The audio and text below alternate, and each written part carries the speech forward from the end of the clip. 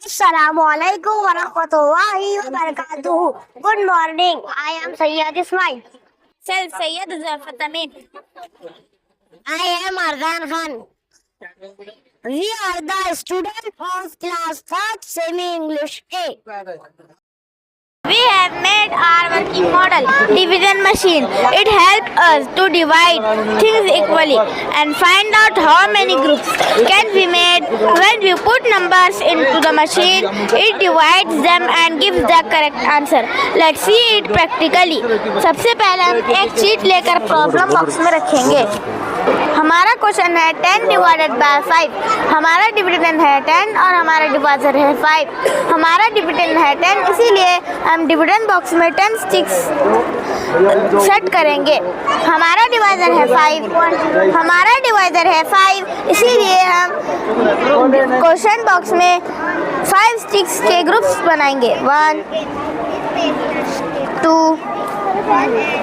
3 4 5। इसी तरह हम दूसरा ग्रुप बनाएंगे। 1 2 3 4 5।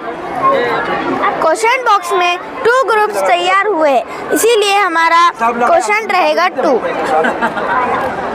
डिविडेंड बॉक्स में एक भी स्टिक रिमेनिंग नहीं है, इसीलिए हमारा रिमाइंडर रहेगा 0। Thank you.